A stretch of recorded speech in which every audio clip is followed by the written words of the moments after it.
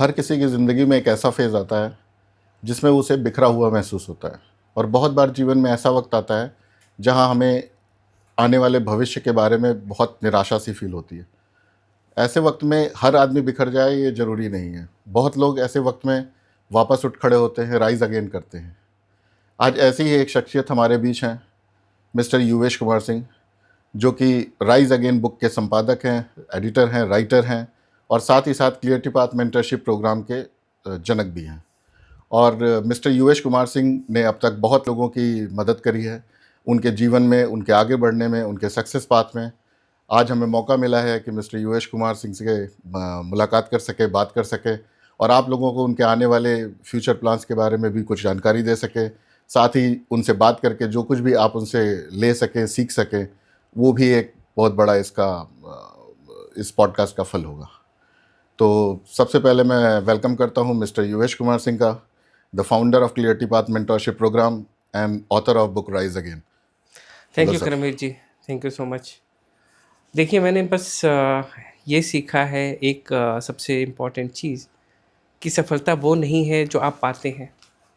सफलता वो है जो आप बनते हैं सफलता पाने के लिए। बिल्कुल ये बिल्कुल। बहुत इम्पॉर्टेंट चीज़ है एक।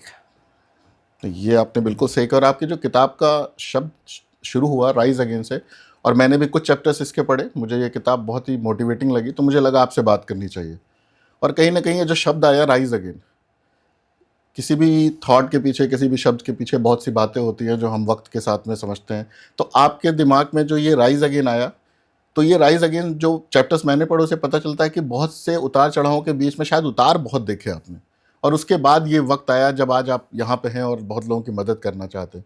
तो हमारे दर्शक भी और हम भी इस बारे में बहुत उत्सुक हैं कि आखिर वो वक्त क्या था जिसने इस राइज अगेन बुक की उत्पत्ति के लिए आपको प्रेरित किया। देखिए, ये 2014-15 का वो समय था जब मेरी ज़िंदगी में भूचाल आना शुरू हुआ था। इससे पहले अगर इससे पहले की मैं बात करूँ तो मैं उत्तर भारत से, नॉर्थ इंडिया से एक मिडिल क्लास फैमिली से बिलॉन्ग करता हूँ और मेरी इनिशियल जो पढ़ाई थी वो भी हिंदी मीडियम से थी। वहाँ से मैं निकल के मैंने बीटेक किया, बीटेक करके मैंने विप्रो में जॉब करी 2 साल, फिर यूएस तक गया। पहले तो मैंने लैंग्वेज से लड़ाई करी, बहुत सारे प्रॉब्लम्स को फेस किया, आगे बढ़ने की हिम्मत रखी और बढ़ता ही गया, हार नहीं मानी। अमेरिका पहुँचा, मैंने मास्टर्स की कंप्यूटर साइंस में one of the top university from the world, California state university, आप शायद जानते होंगे। जी जी। वहाँ से मैंने मास्टर्स अर्न करी। उसके बाद मैंने एक अच्छे आप आईटी के फील्ड में ही बने रहे। आईटी की फील्ड में ही जी। बना रहा। मल्टीनेशनल कंपनी में एक अच्छी पोजीशन मुझे मिली। 6 फिगर की सैलरी थी डॉलर्स में, आप इमेजिन करिए। सफलता के किस मुकाम पे मैं पहुँच चुका था। एक हिसाब से ऐसा लगता था कि मैं पूरी तरीके से सफल हूँ, जो मुझे चाहिए था मैं वो अर्न कर चुका हूँ। एक ऊँचे पायदान पे था, बहुत अच्छा था। बट ये सिर्फ़ सामने वाले को दिख रहा था, बाहर से ये चीज़ें दिख रही थी। अंदर से कुछ और ही था। अंदर से ये हो रहा था जैसे मेरी 2013 में शादी हुई, शादी के बाद हम अमेरिका शिफ्ट हुए। शादी हमारी हिंदुस्तान में, इंडिया में हुई थी। उसके बाद हम अमेरिका शिफ्ट हुए, लेकिन वो 2 साल जो थे 2013 से 2015 तक का जो सफ़र था शादी का हमारे, बहुत ही डिफ़िकल्ट था। इनिशियली तो मुझे लगा शायद अभी हम नए हैं, एक-दूसरे को जान रहे हैं, समझ रहे हैं, तब इतने डिफरेंसेस हैं, प्रॉब्लम्स हैं, बट ये चीज़ें ख़त्म होने की जगह बढ़ती चली गईं। और एक टाइम ऐसा था कि लगा सब कुछ टूट जाएगा, बिखर जाएगा, शादी टूटने के कगार पे आ गई थी। तो फाइनली 2015 में ये डिसीजन लिया कि लेट्स मूव टू इंडिया, जहाँ पे सारे फैमिली है, रिश्तेदार हैं, फ्रेंड्स हैं, हो सकता है चीज़ें थोड़ी बेहतर हो जाएँ। आप इसको कंटिन्यू करिएगा इस बात को, लेकिन मुझे ऐसा लग रहा है कि जो पहली इनिशियल चीज़ें आपने बताई, वो शायद हम सभी भारतीयों के एक मिडिल क्लास लाइफ का, एक मिडिल क्लास जीवन का ड्रीम जॉब था। इंडिया में पढ़ाई करना, विदेश में जा कर के कैलिफोर्निया स्टेट यूनिवर्सिटी से पढ़ाई करना, फिर उसके बाद $6 फिगर्स में, डॉलर में पैसे कमाना। तो ये ऐसा फील होता है जैसे कि हर मिडिल क्लास आदमी अपने बच्चों के लिए, अपनी फैमिली के लिए, या खुद भी अपने जीवन में चाहता है कि शायद ये वाला पाथ हमें मिल जाए, तो ये बहुत ही सक्सेसफुल पाथ होगा। मेरे लिए भी ड्रीम ही था। जी, मेरे जी। लिए भी ये ड्रीम था जो मैंने अचीव किया। बहुत बड़ा ड्रीम था जो अचीव किया, सिर्फ़ मेरा ही नहीं, मेरे पेरेंट्स का भी ये ड्रीम फैमिली के था। लिए। हाँ, फैमिली का ड्रीम आपके था। फ़ादर शायद प्रोफ़ेसर? हाँ, जी, जी। मेरे फादर अब तो रिटायर हो गए, जी, जी, बट जी। वो भी प्रोफ़ेसर रहे हैं, तो ही वाज़ वेरी हैप्पी कि बच्चा मेरा गया, उसने सारी चीज़ें वो अचीव करी जो उसने अचीव करना था। वो एक हैप्पी पल ही था, लेकिन अंदर से कुछ और ही था। बाहर से तो सब कुछ अच्छा दिख रहा था, अंदर से जो तूफ़ान मचा हुआ था, जो प्रॉब्लम्स हो रही थी, वो अलग ही थी। वही मैं आपको बता रहा था, आगे कंटिन्यू करते हुए आपको बताता हूँ मैं कि जब आप इंडिया लौटे जब? हाँ, इंडिया लौटे। जी। इंडिया लौटने के बाद हमें पता लगा कि हमारी वाइफ़ प्रेग्नेंट है। जी, जी। वो एक खुशी का पल था, हमें लगा अब ये कुछ चीज़ें अच्छी होनी शायद शुरू हो जाएँ। ये अपने आप से प्रॉमिस किया कि नहीं, सब अच्छा करना है, सारी चीज़ें वापस से ट्रैक पे लेके आनी है। ज़िंदगी बिखर रही थी तो बहुत इम्पोर्टेंट था उसको फ़ोकस करना और चीज़ों जी। को बेहतर बनाना। तो कुछ टाइम बाद हमारी बच्ची हुई। जी, जी। वो जो मोमेंट था मुझे बहुत अच्छे से याद है।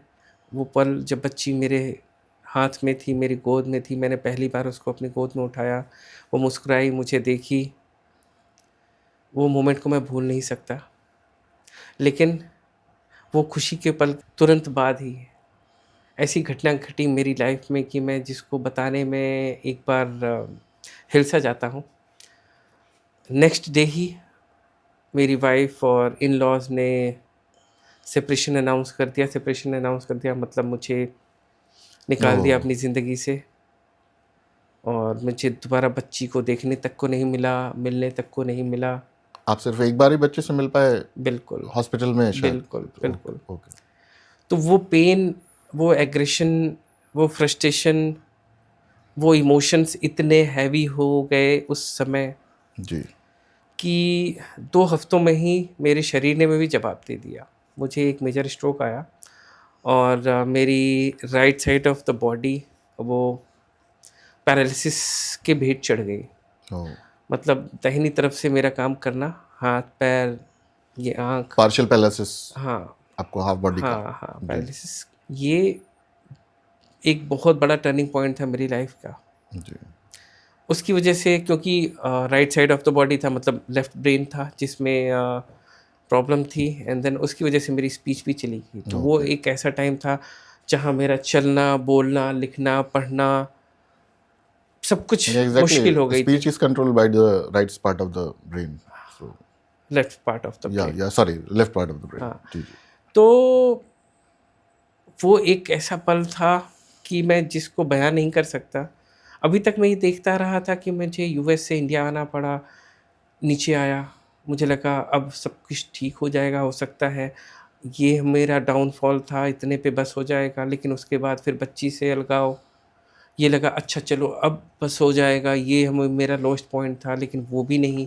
उसके बाद मेरी तबीयत ख़राब हुई, वो भी शायद लोएस्ट पॉइंट नहीं था मेरा, क्योंकि आपको बताऊँ अभी मैं रिकवर भी नहीं कर पाया था पूरा, अच्छे से रिकवरी नहीं हुई थी मेरी।